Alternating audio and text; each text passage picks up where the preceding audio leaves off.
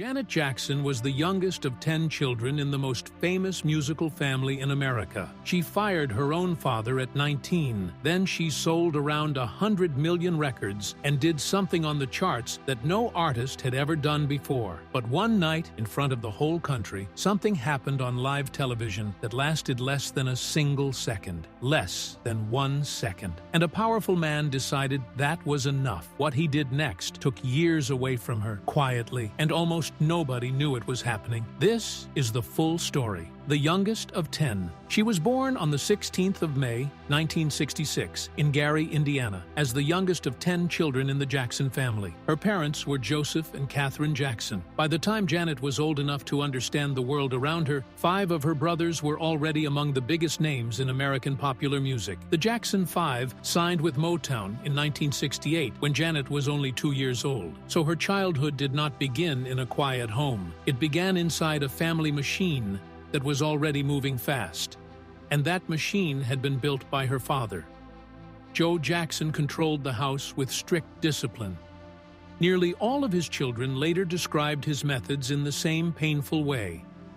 They said he was harsh. They said he was frightening. They said the discipline crossed into abuse. Michael spoke about it through his adult life. LaToya also spoke about it. Janet spoke more quietly, but the meaning was the same. She later said she began performing professionally at 7, appearing with her brothers in Las Vegas. By 10, she was already a working actress. She appeared on Good Times, then Different Strokes, and later Fame. While many children her age were still learning who they were, Janet was already being placed in front of cameras, audiences, producers, and people who judged every part of her. Her first 2 albums came out when she was 16 and 17. Both were made while her father was still managing her career. The albums did not become major successes, and Janet has been honest about how little control she had over them. Other people chose the songs, other people chose the producers. Her job was to sing what she was given. That detail matters because it explains everything that came later. Janet has said she did not truly want to be a singer at that time. She thought about becoming a lawyer.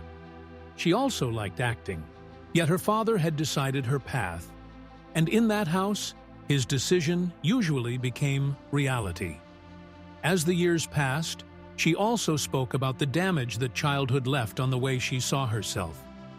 People around her told her she was fat when she was still very young. Those comments stayed with her. She later connected her struggles with food, body image, and self-perception directly to that early period. She was a child, but she was already being watched, measured, and judged. Then, at 19, Janet made the decision that changed her life. She fired her father. This was not a soft family disagreement. This was not a slow professional split. Janet removed Joe Jackson as her manager while she was still a teenager.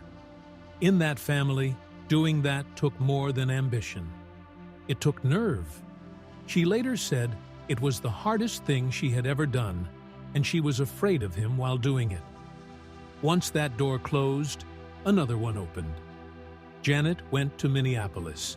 Control was released in February 1986, and it became one of the true turning points in American popular music. Janet went to Minneapolis to work with James Harris III and Terry Lewis, better known as Jimmy Jam and Terry Lewis. They had been fired from Prince's band, The Time, and were trying to build a sound of their own.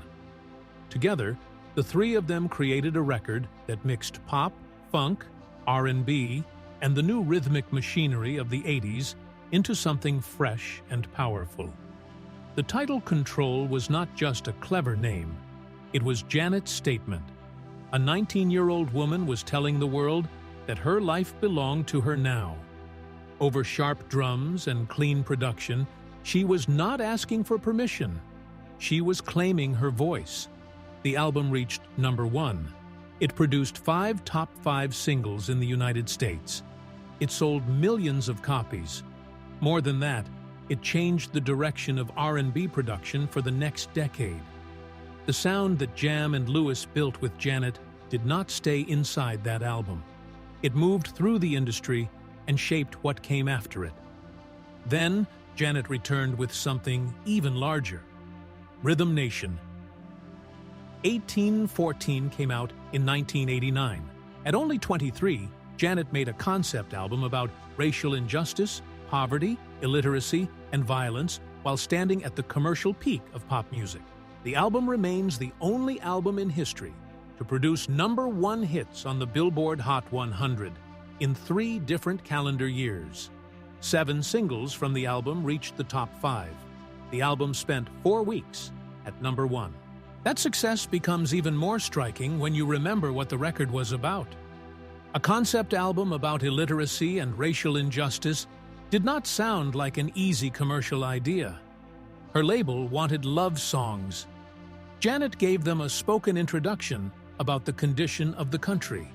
Then the album went out into the world and became massive. The title video became part of pop history. The black military uniform, the tight group movement, the industrial setting, and the precise unison dancing created a visual language that artists kept copying for decades. Even now, its influence is easy to see. In 1991, Janet signed with Virgin Records in a deal reported to be somewhere between $32 and $50 million. At the time, that made her one of the highest-paid recording artists on earth. Then came Janet in 1993. After that came The Velvet Rope in 1997, which many critics consider her strongest work. That record went into darker emotional territory. It dealt with depression, self-harm, sexuality, loneliness, and private pain.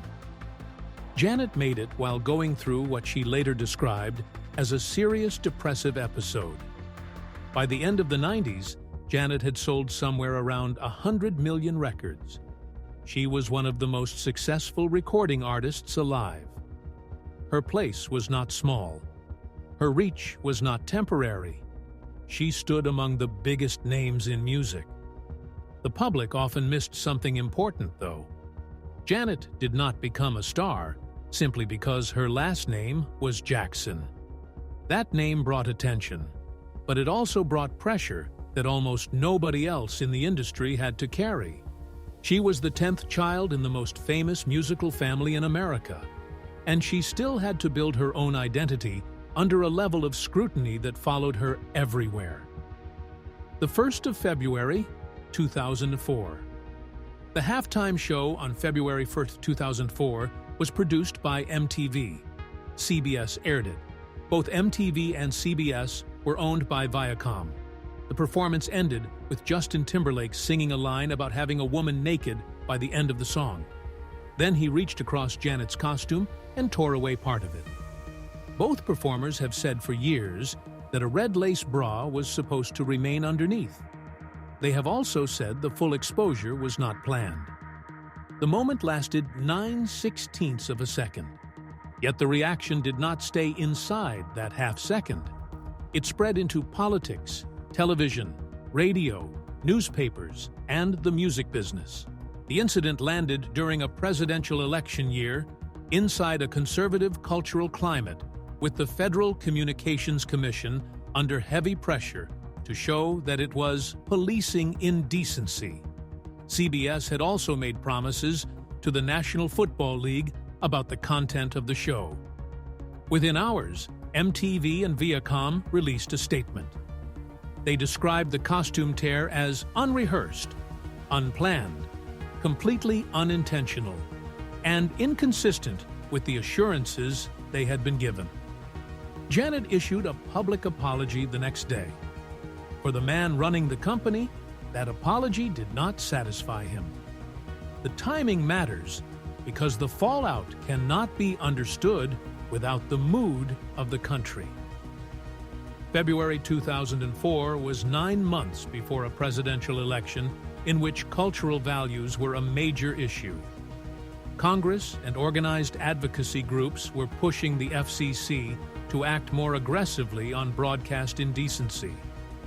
Complaints about the halftime show reached the hundreds of thousands, though a large share of those complaints came through one campaign group instead of separate individual viewers. The NFL was angry with CBS. CBS was angry with MTV. MTV belonged to the same corporate family as CBS. Someone had to take the public blame. There were two obvious people on that stage. One was a 23-year-old white man at the start of a solo career. The other was a 37-year-old black woman who had been famous for 3 decades. The decision made by the industry revealed exactly how power worked. 10% of the blame. The imbalance after the Super Bowl became the real story. Both performers were first invited to the Grammy Awards, which aired on CBS the next week. The invitation came with a condition. They would have to apologize on air. According to CBS's own statement at the time, Ms. Jackson declined the invitation, while Mr. Timberlake accepted. Timberlake attended the ceremony. He gave a brief apology to anyone offended by what he called an unintentional and completely regrettable incident. That same night, he won 2 Grammy Awards. The press began calling him the Teflon Man. Janet stayed home. There was another detail from the night of the Super Bowl that made the situation even more revealing. Before the backlash became enormous, Timberlake spoke to Access Hollywood and joked in a way that made the moment sound possibly deliberate. He said they loved giving people something to talk about. A few days later, once the FCC was involved and Congress was making noise, his position changed. He presented himself as someone pulled into an accident. In 2006, 2 years after the incident, Timberlake addressed the situation on MTV with more honesty than he had shown before. He said that if blame were split 50-50, he probably received only 10% of it. Then he said the part that mattered most. America, he admitted, was harsher on women. America was also unfairly harsh on ethnic people. That statement was accurate. It was also uncomfortable because he was benefiting from the very imbalance he described. Janet gave her own view to Oprah Winfrey in a much quieter way. She said all the focus had been placed on her instead of Justin. She also said they were friends, that loyalty mattered to her, and that there were certain things people should not do to friends. Her words carried more weight because they did not sound like a performance. They sounded like disappointment. The man who ran Viacom. The way Janet's career was damaged did not happen by accident. It was later reported in detail by Keith Ali and others, and the story was revisited in 2021 in the New York Times Presents documentary for FX and Hulu called Malfunction: The Dressing Down of Janet Jackson. The central figure was Leslie Moonves, then the chairman and chief executive of CBS. According to those accounts, Moonves believed the halftime incident was a planned stunt rather than a wardrobe malfunction. He was also furious that Janet had not apologized to his satisfaction in person. Then, according to multiple sources inside the company, he ordered Viacom Properties to stop supporting her.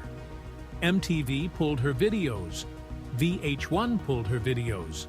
Viacom-owned radio stations stopped playing her songs. Reports from that period suggest the effect reached beyond Viacom's own outlets through Infinity Broadcasting and the wider radio industry.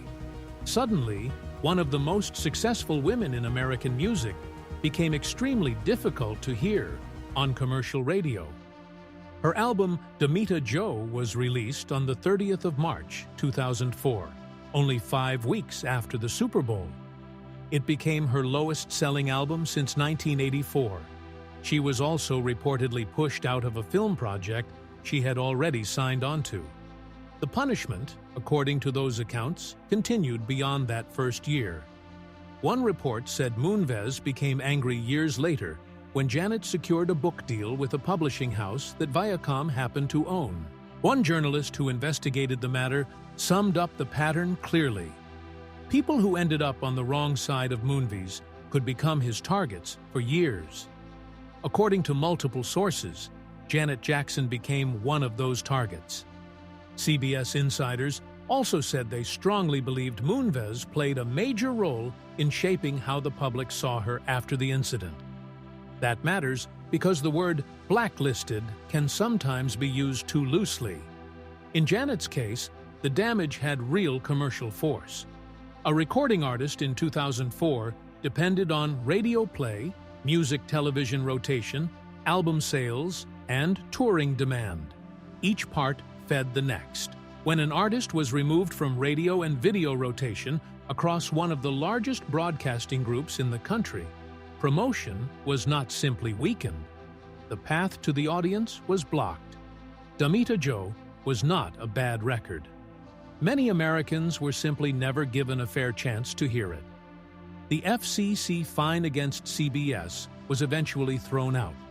A federal appeals court vacated it, the Supreme Court declined to reinstate it, and CBS never paid. The company escaped the fine. Janet lost years she could never get back. Les Moonves resigned from CBS in September 2018 after multiple women accused him of sexual misconduct. 2 months later, Janet Jackson was named as part of the 2019 class of inductees to the Rock and Roll Hall of Fame. That recognition arrived roughly a decade after she first became eligible. The website that got built. There was one outcome from that halftime show that almost nobody connects to it, even though it may have become the biggest consequence of all. Millions of people wanted to see the footage again. The moment had flashed across live television for just 9/16 of a second. That was all. Less than a second. But this was 2004. There were no catch-up services the way people know them now. Social media had not become the place where every clip appeared within minutes. Online video was still awkward, scattered, and hard to search. So people had a strange problem. Everyone was talking about the clip, yet almost nobody could easily find it. Jawed Karim later said that this was one of the two events in 2004 that pushed him toward the idea of a video-sharing platform. The other was the Indian Ocean tsunami in December of that year. Footage from that disaster was also difficult to find online, even though people all over the world were desperate to see what had happened. Then, in February 2005, Karim and two colleagues founded YouTube. That is the size of the ripple. A woman's career was damaged by a moment that lasted slightly more than half a second. At the same time, the world's hunger to replay that half second helped create the platform where, 2 decades later, almost every video about her story would be posted, including, most likely, this one. There is another layer to that irony, and it is hard to ignore. In 2021, the documentary Malfunction helped many people look back at the incident with new eyes. A younger generation, who were children in 2004, began to see Janet Jackson as the person who had been wronged. They could watch the footage, they could hear the interviews, they could place the moment inside its wider context. A platform built partly because people wanted to see the footage became one of the places where her story could finally be understood. The same moment that helped damage her career also helped build the machine that later helped repair it. Nobody planned that. Nobody could have. The 25th of June. 5 years after the Super Bowl, on the 25th of June 2009, Michael Jackson died in Los Angeles at the age of 50. For Janet, this was not just the death of the most famous person in her family. It was the loss of her brother. Michael was 7.5 years older than her. She had grown up inside his fame before she had any fame of her own. His life had shaped the world around her long before she stepped fully into it. On the 7th of July, she stood with her family at the memorial service at the Staples Center. Since then, she has spoken about the grief only rarely and always briefly. The timing matters. Michael died in June 2009, 5 years into the period when Janet had been effectively pushed away from American radio. She lost her brother during the hardest professional stretch of her life. She had little platform. She had little leverage. The world was suddenly focused on her family again, but for reasons that had nothing to do with her own pain or her own career. She was 43. The most recent public moment came in May of this year, on her 60th birthday. She posted a video from her party and included a tribute to Michael in the caption. She wrote that she missed him so much, then told him to keep resting peacefully. There is also a newer and more complicated chapter attached to that grief. Antoine Fuqua's biographical film Michael was released and became a major box office success. The film followed Michael's early career through the 1980s and the Bad Tour. Janet chose not to have her likeness shown in it, and she did not attend the premiere. LaToya Jackson was asked about that on the red carpet, and she answered carefully. She said Janet had been asked, and she kindly declined. Then she added that her wishes had to be respected. That detail says a great deal without explaining everything. Janet was the youngest child in that family. At 60 years old, she chose not to appear even as a character in a film about her own brother. Maybe that came from a creative disagreement. Maybe it came from something much more private. Either way, the choice belonged to her. 17 years. The rebuilding took most of 2 decades, and it did not happen in a straight line. Unbreakable came out in 2015 and debuted at #1 on the Billboard 200. That mattered. Here was a woman in her late 40s, more than 10 years after the industry had been told to stop playing her, returning to the top of the chart. Her private life during those years was carefully guarded, but it was far more eventful than she allowed the public to see. She had already been married twice before, both times in secret. Her first marriage was to James DeBarge in 1984, and it was annulled within a year. Her second was to the director René Elizondo Jr. from 1991 to 2000. The public only learned about that marriage after he filed for divorce and sued her for $25 million. In 2012, Janet married the Qatari businessman Wissam Al-Mana. Then, in January 2017, at 50 years old, she gave birth to a son, Isa. The marriage ended within months of the birth. After that came a custody arrangement across continents, along with a period she later described as extremely difficult. She was raising a small child largely on her own, while still carrying the weight of everything that had happened to her career. Becoming a mother at 50 is remarkable by itself. Janet has said motherhood changed the order of everything in her life. The Together Again tour was built so Isa could travel with her. He was 7 when she took a 39-song set around Europe. In February 2020, she announced the Black Diamond album and world tour. Then the pandemic arrived, and both were placed on hold. The album has still never been released. For 6 years, it has lived somewhere between delayed and mythical. Then, in February 2021, something happened that she had waited 17 years to see. Justin Timberlake published an apology. It came after Framing Britney Spears, the documentary that pushed many people to rethink how the media in the early 2000s had treated young women. Around the same time, the public was also starting to look again at the Super Bowl incident and the way Janet had been punished. Timberlake apologized specifically to Janet Jackson and Britney Spears. He said he had failed. He said he had benefited from a system that allowed misogyny and racism. He said he wanted to take accountability. He also said everyone involved deserved better, and that he wanted to be part of a larger conversation and grow from it. Janet's brothers publicly thanked him.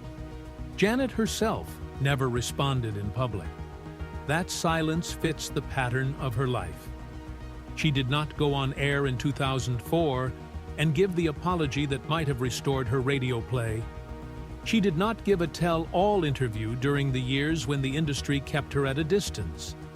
She did not comment when Les Moonves fell in 2018, even though that could have become the most satisfying press moment of her life.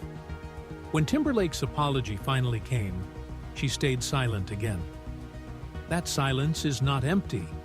It is a decision.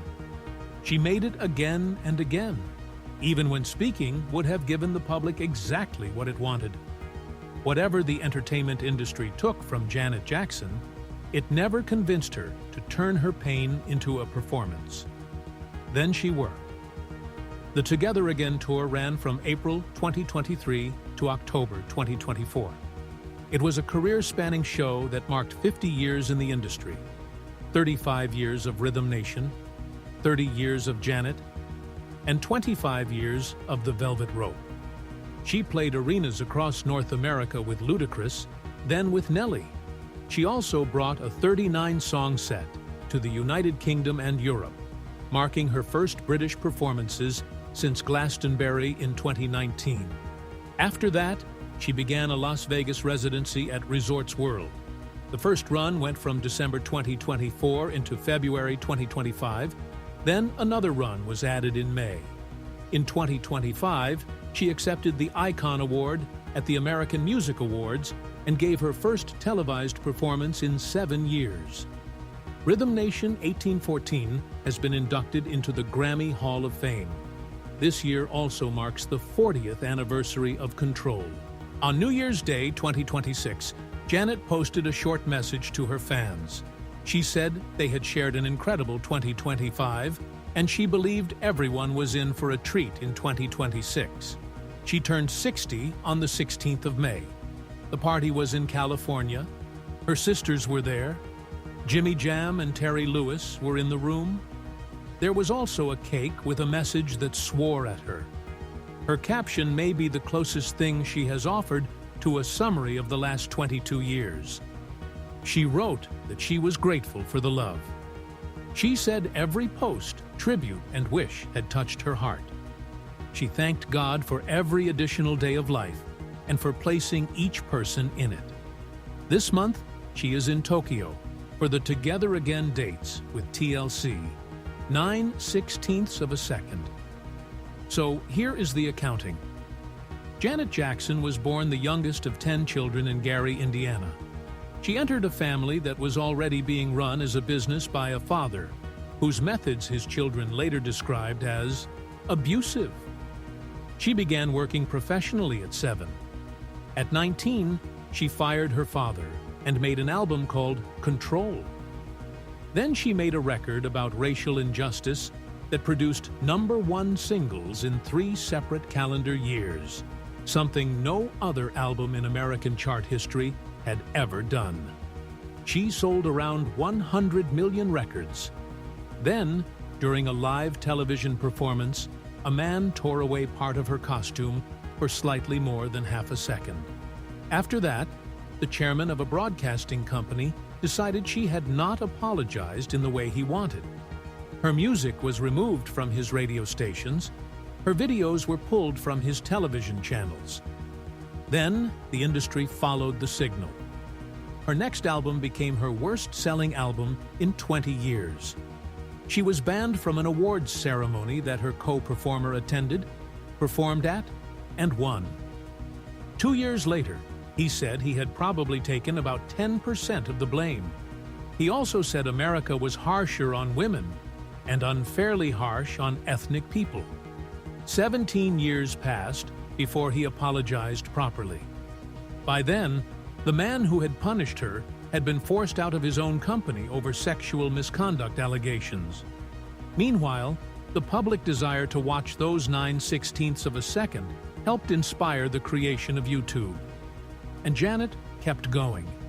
A #1 album in 2015, a son at 50, an 18-month world tour at 57, a Las Vegas residency at 58, an Icon Award and her first televised performance in 7 years at 59, a 60th birthday in California with a cake that swore at her. Then, a tour of Japan. There is no sad ending here.